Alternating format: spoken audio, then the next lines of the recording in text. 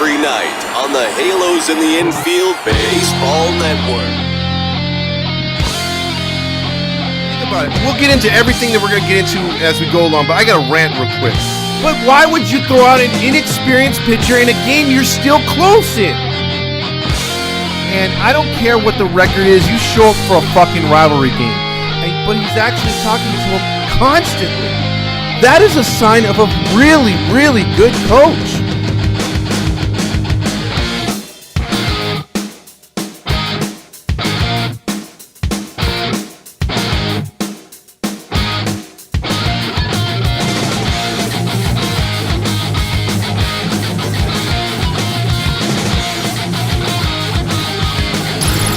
It's the ToddFox postgame podcast with your host, ToddFox. Because the only thing I want to yell is fuck!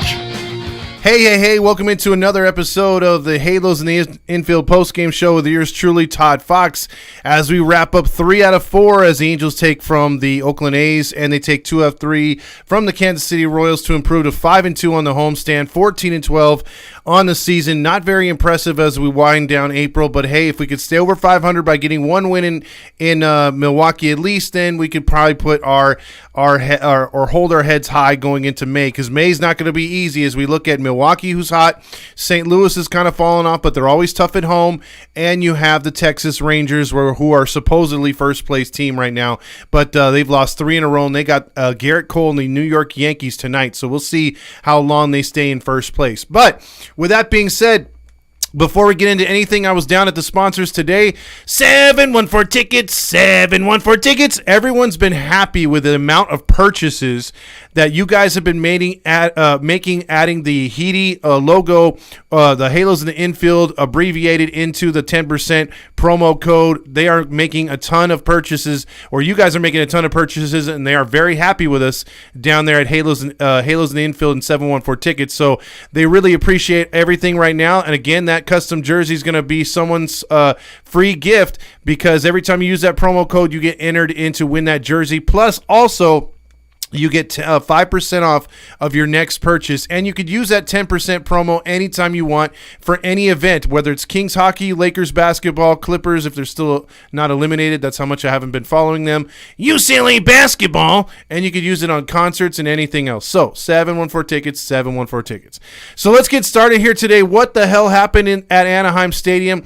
This game started off like it was going to be a 2-hour and 12-minute game. It really did. And you thought for a moment there that Shohei Ohtani was just going to go cruising. I kept waiting for the Oakland pitcher to just give up a crooked number. I kept waiting for him to, spaz out a little bit, get caught in the moment. And that's what's been happening this entire series, is that, Oakland pitchers will start out pretty good, but then they'll hit a rough spot, and then all of a sudden a crooked number comes up. So it looked like it was going to go that way.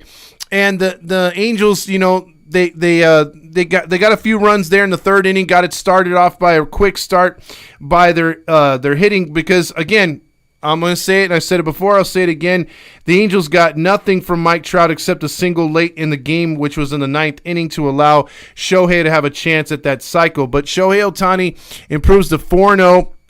His ERA goes up to 185 because of what happened today. But if you look at what happened as far as the scoring in the game today, let's get to that real quick. Hold on real quick. Scoring plays. Shohei Ohtani doubled in the first inning to score home Chad Wallach. Again, the bottom of the order was setting up the hitters. So it was 1-0. Then Hunter Renfroe had a sacrifice to make it 2-0. And then Brendan Drury, who had 12 RBIs on the homestand, hit a 3-run shot to make it 5-0. Now at that point, I'm sitting there thinking, okay, this game should be well in hand. All Ohtani has to do is get to the 6th inning, maybe the 7th, and then we're on cruise control. He may not even have to get to the 7th inning. Unfortunately, in the 4th inning, just like they didn't even go an inning of shutdown. Brent Rooker, they got a couple men on base, and he hit one to right field, which in all actuality, on most games, he's going to make that play, meaning Renfroe in right field. He jumped up, tried to make the catch, and the ball actually went over his glove, and in the little tiny hole that fit between the scoreboard and the what is it called, the home run line. So that was pretty weird for him to get it over that little wall. So it's 5-3. Then Shane Langleaders, or whatever his name, hits his 6th home run with a man on in the same inning because I think Ohtani had plunked somebody. And all of a sudden you're thinking, oh, damn, Ohtani might not even make it to the 5th inning. It's 5-5. He was effectively wild. He put a couple more guys on, but then got out of the inning. It stayed 5-5 to the bottom of the 5th inning when Renifo walks. Anthony Rendon scores on a Hunter Renfroe. What was it? With the bases loaded, Drury went to second, Hunter Renfroe went to third. Then Gio Urshela came up with a ground ball to the shortstop, which Tyler Wade should have turned into a double play. He didn't because of the weird hop. That allowed another run in. That made it 7-5. The Angels were in business. Bottom of the 6th inning, Anthony Rendon comes through with a big double, his 3rd of the season, and it would score Shohei Ohtani. It was 8-5. Game over, right? Wrong, because all of a sudden, Quijada comes in there after Shohei Ohtani had settled down. He starts going effectively wild, and then all of a sudden you had 2 men on, and then all of a sudden you had the bases loaded? No, you had 2 men on, and then all of a sudden he gives up a ground ball to Luis Renifo, which actually was 2nd and 3rd. Goes to, first and second, goes through his hands or through his legs. 2 runs would score. It's 8-7. And then Loop automatically balks the runners over to 2nd and 3rd, actually. So then you have 2nd and 3rd, and you're thinking, crap, they're going to give up a run, but he gets a nice ground ball over there to short. They go home. They get the out right there, and then all of a sudden, I think it was a strikeout at the end of the inning. Estevez comes in the 9th, and it was 1, 2, 3. Good evening, good afternoon, and good night. So the Angels get the W tonight. We're going to go through who wins the award tonight because you want to give it to Ohtani because he had a near cycle. And he did a hell of a job out there tonight, but I think you have to give it to our boy Rendon and Tony Two Bags. Tony Two Bags with a great defensive play, robbing another hit or a run. Plus, he had 2 big hits or actually 3 hits and an RBI tonight. He was on base a lot, or 2 hits and an RBI. I'm sorry. He did strike out twice, but he did get the job done. Drury hit that 3-run homer, but I gave it to him last night. So let's give out the Stamos Award since I already blew it.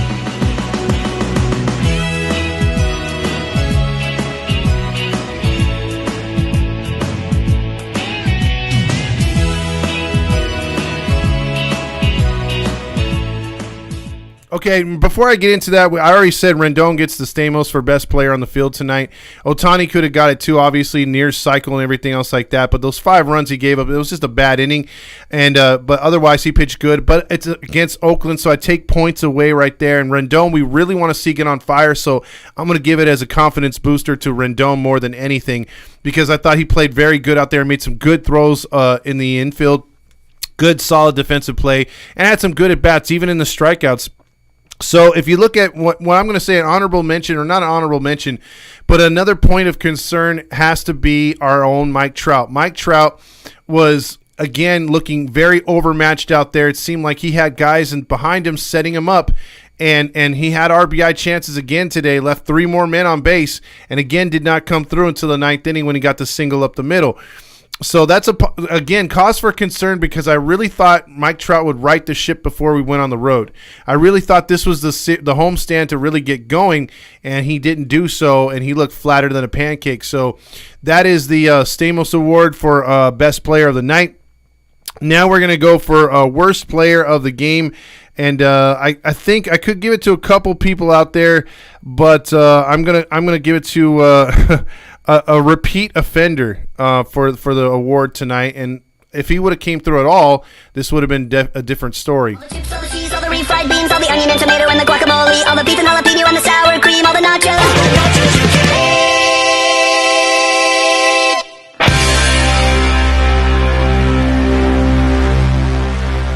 The Nacho Night Award given to you by Paul Sereno right there, the worst hitting instructor of all time.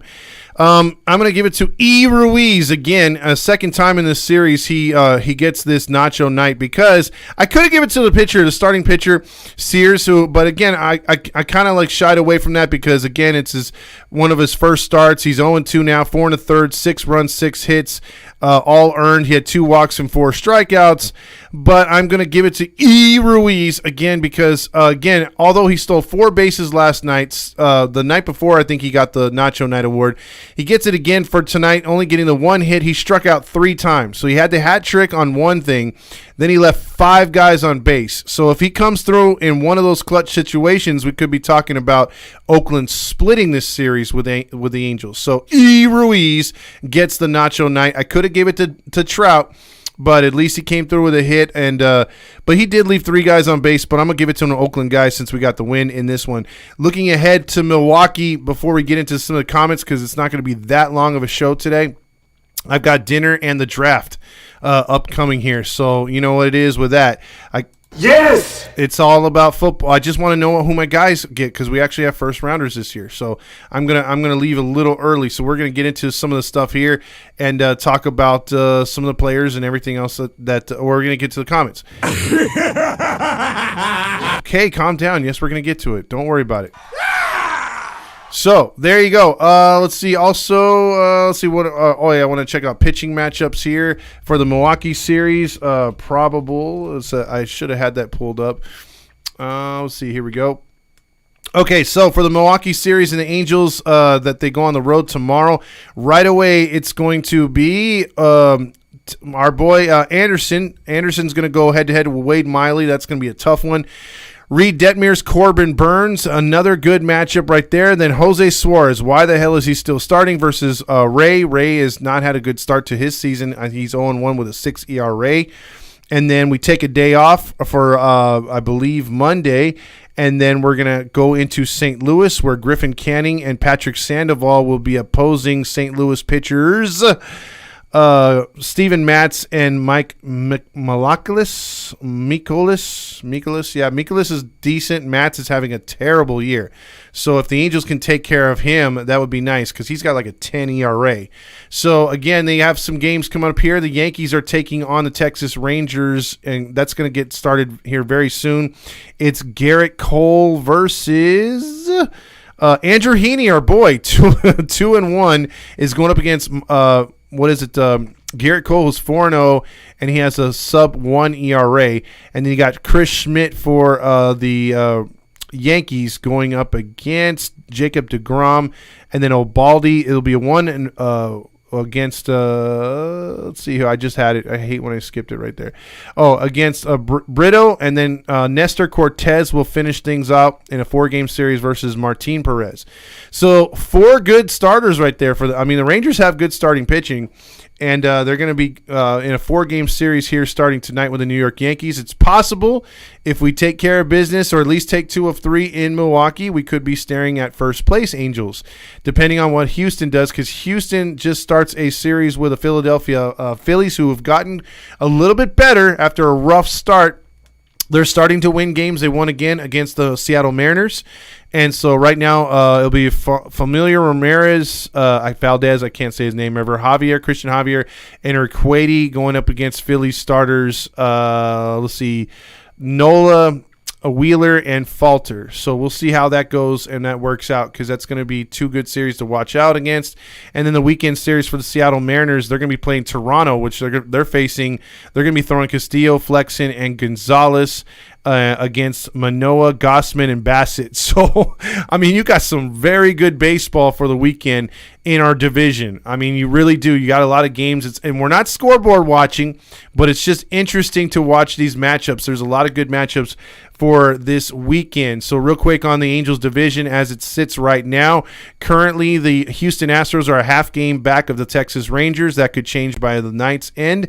The Angels are a full game back of the Texas Rangers, and the Seattle Mariners are 3.5 back after their loss today, and they could be 4 if Texas wins. Oakland is a full 10 games out.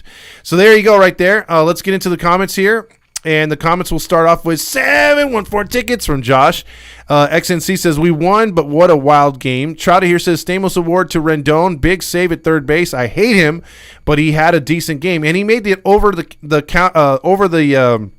shoulder catch too, so yes, he does get that. This game was on roids, the chair says, James, and that should have been, again, this should have been a game that should have lasted 2 hours and 30 minutes, and it went 3.5 hours almost. Poor Aaron Loop was totally saved by that play at the plate, and there was a great catch by Rendon. Give that guy proposed amazing jump. Yeah, it was a high jump. By the way, if you guys weren't watching on Bally's, when Ohtani hit that ball right away, I love him, Wayne Randazzo, but he did a Matty V. He's like, oh boy, it's baseball history. The first pitcher to hit for the cycle in the same game he started. Caught at the wall by E. Ruiz. So yeah, that was a definite fail right there. I couldn't believe that. I'm like, dude, you got to be more professional. That ball was not out of there all the way. You could tell it was going to dive. So I give that his call. He just wanted a famous call, and he was starving for one. Because when E. Ruiz made that catch, it was a whole bunch of emotional damage. All right, so Landon says, we almost lost the game today. I strained my muscle. Vetter says, Todd, did you see the bobblehead of the day of the tailgate? Yes. Yes, believe me, yes. That's going to be a hot ticket. So I'm actually I got a conference with them tomorrow to check out and make sure we have a decent price for you guys for that game, because it's only going to be for Heedy people. And so, we want to make sure that's going to be, because that's an epic bobblehead. The bobblehead has Trout with a batting helmet on. It has Ohtani with pitching gear on, and then it has the what is it called? The background of a lifeguard shack, painted in Angels, colors and everything. It looks really sick. It's probably one of the best ones I've ever seen. Stamos goes to the hitter Ohtani. Nacho Knight to the pitcher Ohtani. Could have been. Nats fan, how are you doing in Washington? Shaky start, but a fun game to watch. Vetter says, did you see Dylan Hernandez's tweet? No, I did not, but I saw your tweet, and thank you. That was very nice what you said. Starting out here on today's show, let me know what he said on the tweet, by the way. Let's see. Starting on today's show, wondering what everyone here thinks about the pitch clock after 1 month. I'm not liking it. You just feel the purity of the game is being taken away for money. It is, but I'll tell you one thing. And I'm a purist and I like the nuances to the game. If it brings in more revenue and ratings, and if it makes these teams not to do what Oakland's doing / Vegas, and makes them more competitive, if this works towards a salary cap, then yes, I'm all for it. But in the long scheme of things, I don't really like it. It does bring more fans in, I think. Right now the ratings are obviously up for baseball, which is good. But damn, yeah, it does take away from your experience at the game by far.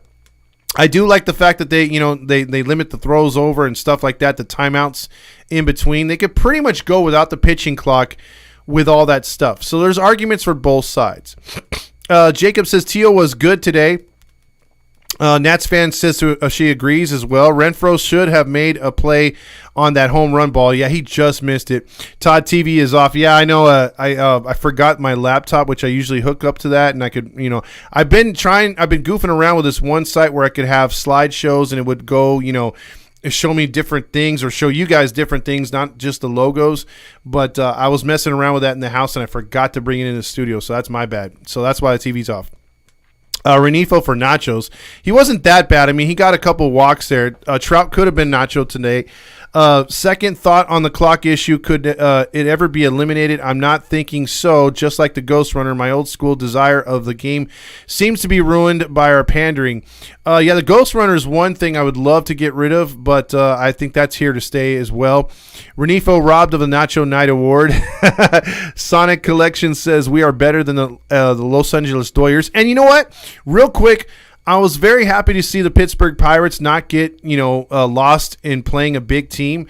And I get it. The Dodgers aren't the best right now, but they still have a super talented roster.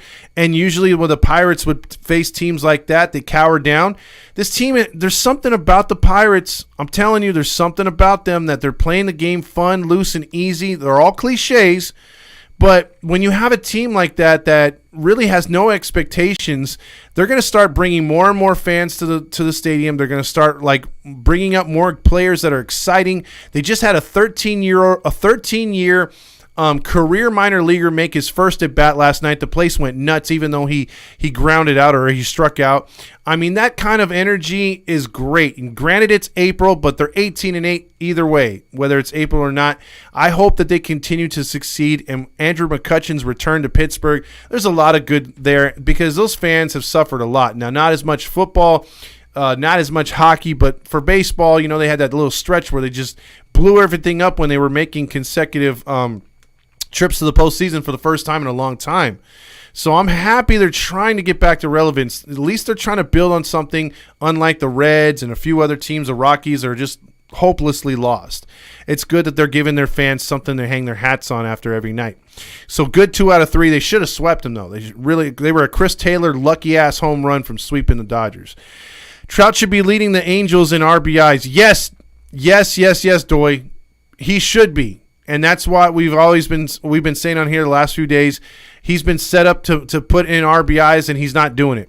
He is not hitting with runners in scoring position. He may be getting on for other hitters, but we need him to clean up, not always set up. I mean, it's okay if he's setting up, he's getting hits, he's getting walks, but he's not doing that much. But when he is, the other guys behind him are bringing him in.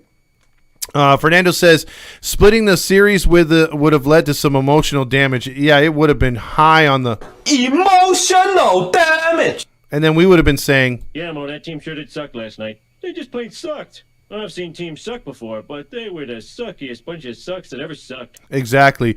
Nats fan says, and now they are experimenting with the pre-tacky balls, and the strikeouts are up 30%. And a lot of guys are getting hit also. Yes, there are a lot of guys getting hit. Infinite One says, I just lost that. Let's see. Also, Infinite One says, nail biter, but a beautiful day at the yard today. We were over there at Golden Brewery for a little bit, so before the game. But I had to leave. I had some stuff to do. Chick-fil-A app's second game in a row. Chicken sandwiches for all. What did Rogers say? Get my purple Stingray and with a sissy bar, and let's go to some honking club. That's Rogers' best place, because when he orders at Chick-fil-A, he likes to order. Tonight, it's time for you to check out what I want. Whoa, that soundbite stopped mid soundbite. Hold on a second. It logged me out real quick. That's what happens when you use a third-party soundboard or you create your own on a third party. And this is not as dramatic as you would think it is, but it works for the most part. But sometimes it logs you out, so weird. Tonight, it's time for you to check out what I want. I want balls and John Stamos. And I don't think that's on a Chick-fil-A order sheet or on their ordering, but whatever. Hayes says, we all believe that it was going out of the park, and you know exactly what I'm talking about, Todd Fox, Angel fans. Exactly. They were getting all happy. You thought right away. These nuts. Got him. After the fail. Got him. You felt like telling all the Angel fans that, but Wayne Randazzo was up in the booth going, but caught at the wall. Also, when the Rangers lose, we will be a half game out of first place. There you go. If they lose, hopefully. By the way, the Panthers getting Bryce Young. We'll see on it. Well, let's see. Oh, someone's a freaking Panthers fan there. Seahawks will get Jalen Carter. I'm just looking for some freaking defensive pass rush. That's what we need. SFS looked as a certified closer today, Hayes says. He did look really good. In the first inning, the A's announcers were talking about Ohtani's greatness. That's awesome. Oh, that's right. You get the A's feed up there. I forgot about that, Mateo. Hayes, bro, for the split second, we all thought that ball was going out. Well, at least we wanted to. Yeah, we did. Like Estevez told Nevin, I will let you know when I need a day off. Good. We need more leaders to tell these guys, what you're doing right now is stupid. I want to play every day. So that's a good quote right there, Nats fan. Vetter says Ohtani came down with a nasty case of Fujami hits in that third inning. He did, or it was the fourth inning. Yeah, fourth inning. We need Estevez every time we need to close. I would like to see them give it to one guy instead of just back and forth bullshit. Cowboy Carlos says, Drury on fire. Great to see. Any word on Walsh? Well, the only thing I can say about Walsh, he's been in the dugout the last 3 nights. So that just tells me he's getting really close to a rehab assignment. which will probably take another week or two. So if I had to guess, like I said before, it's somewhere around May 10th or May 15th, we could see him in an Angel lineup. Until then, I don't know. The ratings are up because of WBC. That's debatable, but I know it did help a lot. I'm glad we got rid of that stupid shift. Me too. Jose Quijada, folks, stop pitching him in the 8th. Use Loop. He's better. Grillmaster says, I don't care what anyone says about the Angel Stadium. It is beautiful inside and out.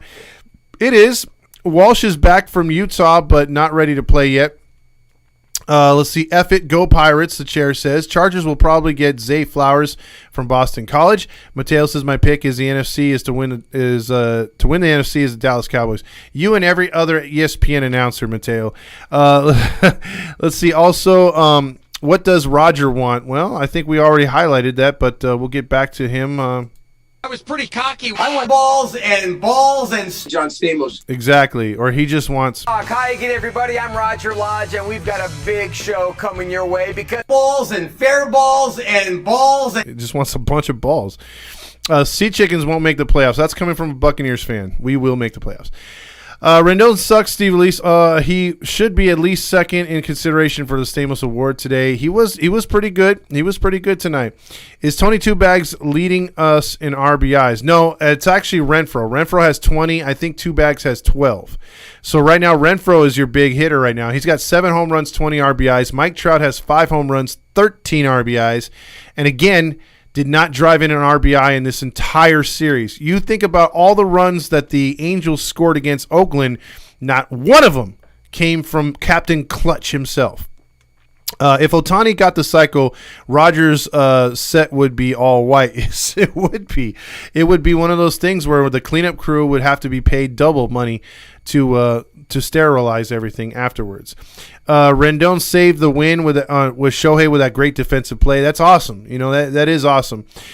Short form recap of the Angels versus A's. Dylan Hernandez said that quote about Ohtani and his bad inning.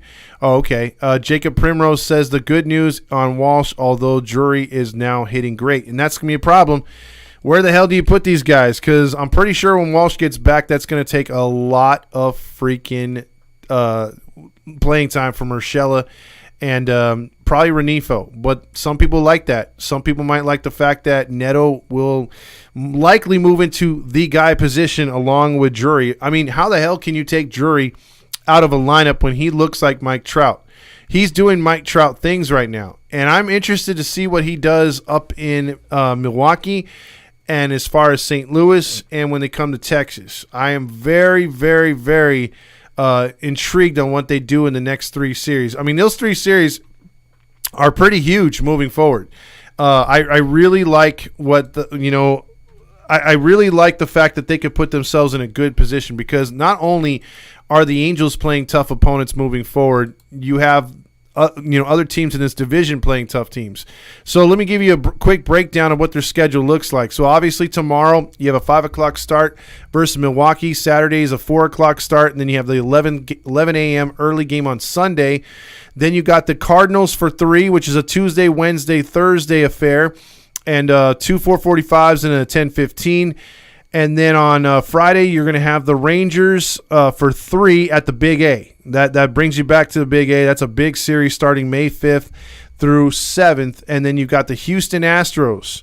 So a big 3-game set with the Astros and the Rangers. And then you got the what is it called? The Ohio Native Americans coming in on, or the Guardians of the Galaxy, whatever the hell you want to call them, whatever the fake-ass woke team is. I can't stand them. But that's a big 9-game homestand. 3 against the Rangers, 3 against the Indians or against the Astros, and then you got 3 against a team that ruined its history. So they've got a really good pitching staff. But they remind me a lot of the Angels last year. Really good pitching staff, really good bullpen, but sometimes they can't hit worth a lick. So either we're going to take advantage of them or we're going to let them beat us in some games that we should win. And then it doesn't get any easier because we go to Baltimore and play the Orioles, who is a hot young team, a lot of good players, a lot of good pitching, a lot of good hitting. They're just dangerous all the way around. We got them for 4, and then the Twins, who are sneaky good but then really bad. So you don't know what you're going to get with them. And then you come back to Anaheim Stadium to get the Boston Red Sox, the Miami Marlins for 3. So there's 6 right there. And then to close out the month, you're in Chicago to face the White Sox. There's really no walkover because even the Marlins got good pitching. They're a lot like the Ohio team. They've got some pitching, but just no real good hitting. But they can be sneaky good. They can steal bases. They can manufacture runs. And then you got a bunch of teams that can mash. I think the only team that looks like, because of the small sample size we have so far and the way they've been playing, is the Chicago White Sox, and you don't face them till the 29th through 31st. I mean, right now they can't score, they can't pitch. They're absolutely getting overmatched in most of their games. So that entire month, and you could throw the Cardinals in there, but I never do until they're completely washed up because they just seem to do things at the right time. Again, they haven't been playing good lately, but I'm still not going to overlook them. So the only ones that to me look like an easy W or easy games or maybe games that we should absolutely sweep is Chicago. The rest of it's a toss-up, dude. I mean, especially with Texas and Houston coming in. That's Ohio. That's a huge homestand right there. So let's get in some more comments here. Let's see. Vetter says, what about Mark DeRosa for our manager next season? I wasn't blown away by his WBC. I think he actually made a lot of bad calls in the WBC for the Americans. Hot take, Seahawks will make the playoffs and win the NFC West. I do think that they are going to make the playoffs and win the NFC West. Todd's favorite quarterback is Russell Wilson. You know what? That deserves a for you, Josh. How dare you? Also, Fernando says Chris is trying to butter up Todd for something.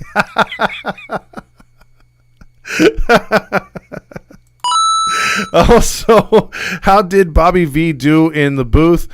You know what? I did not see him in the booth, so I don't know if he might have come to the radio side. He's definitely not on TV. I know it was he was on what is it? Garrett Anderson came in the other booth.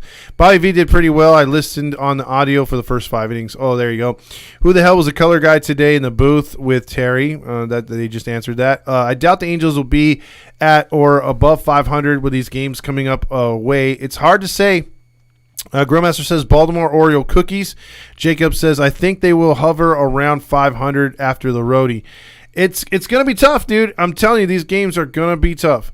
Rally Chris also says that game versus Cleveland or Ohio is on the road. It's only a 6-game homestand. Did I miss that? I swear to God, it looked like the schedule. Hold on. Did I really freaking miss that? Oh, you're right. Okay, you're right. That makes sense. It wouldn't. Okay, thanks, Chris. Yeah. Okay, so it's not a 9-game homestand. So it is a 6-game homestand with Texas and Houston, and then we go to Ohio, the butthole of America, and then we go to Baltimore, one of the crime capitals of America. So safe travels there for our Halos. They go for 7 games right there on the road. Then they come home for the Twinkies, Red Sox, and Marlins. So that's the 9-game homestand. My bad. Thank you. See, I'm not always right. I'm always wrong, it seems like that. Let's see. Also, any updates on Terry Smith's grill? Yeah, if it we had to explain that to the kids last night, but his grill is still in place, which is all over the place. Dan says, go Rams, too early for football talk. Oh, my God, Dan, why don't you just trade to a real team? I mean, come on. They're a fake LA team as it is. Come on now. Chris Rojas says, package Fletcher, package Walsh, package Suarez, package Luis Renifo. I don't care, but give me 4 or 5 relievers. Well, we got to see how much that package weighs, first of all. Fernando says, DFA Todd. Jeez. This guy. How dare you? Also, let's see. Add Adele to the package. Yeah, whatever package you can get them in. What up, my Halo fam? Kroom car checks in with on the road driving. Light that baby up. Are we going to have trivia soon? Trouter here says yes. Yes, we are in May because we have some merch to give away. We can't do trivia without merch, so we're going to have merch here coming up here soon. Jacob also says, you oils get a lot of big league chew for that package. Or you always better than the sea chickens in a communist state. We got the communist state right, but How dare you? talk about my Seahawks because I love my Seahawks. Chris Rojas is very happy with a W. Ray Mejia says laugh out loud. And we almost heard a Build Me Up Buttercup song today. Why do you build me up? But Estevez said, no, we're not going to do that. And we got him, so that was good. So as we look ahead, I'm thinking very good, positive thoughts. I'm thinking positive thoughts that the Angels can do a lot of damage here on the road and get comfortably over 500 and stop falling back to it because we need to get more extra mans out there. Exactly. Chris Rojas says, very happy with all the Perry's pickups. Everyone contributing in the bottom of the lineup. Brandon Drury is finally coming along. And what a difference a guy like him makes to this lineup. It also erases the fact that Trout can't hit. Right now he's not hitting. And he's swinging a lot of bullshit. At least Ohtani got hot in the last couple games. We'll have to see how that translates on the road. But he wasn't doing good. All of a sudden Rendon's doing good. Again, it's Oakland. I want to stay positive. I like the games behind the plate between both of our catchers right now, Wallach and Theis. If those guys can keep it going, the bottom of the order keeps producing, it's only going to get guys more chances like Ward, Ohtani, and Trout. And hopefully they start raking as we go on the road trip. So let's see. Also, I need a yeah, boy. I do need that one. Have a great night. I have to watch the Nats sweep the Mets. Woo! That's a big sweep if they get it going over there. Also, I'm going to head out to the draft myself. We're not going to take phone calls today, but we'll be back tomorrow recapping the Brewers with a longer show. So thank you all for coming on today. And if you haven't yet, once again, hit up 714 Tickets to go to any event. Use that 10% off promo code by just typing in HITI, and then you get 5% back to your next preceding purchase. And then also spread the word. If you haven't, to any Angel fans, we're trying to do this. We got a big promotion coming up here soon. And if you guys and gals can go out there and please let other people know about the show and everybody else, we can grow this community because I'm telling you, the Angel fans love it. We love you guys. We love talking baseball, whether it's on our podcast, our shows. Keep it going. Keep hitting the likes. Keep subscribing. Keep hitting that notification bell. And if you can't catch a YouTube thing, we have all the stuff, with the exception of my lives, on podcast form. So wherever you listen to podcasts, you'll find Halos in the Infield once you type it in. So with that being said, we do have only a few minutes to the draft. I'm going to get in there. I appreciate everyone's love on here, and we'll see you guys. As Johnny will say, Wallach should be the everyday catcher. It's a no-brainer. He does call a great game. Everybody have a good rest of your day, and we'll catch you guys on the flip side. Go Angels!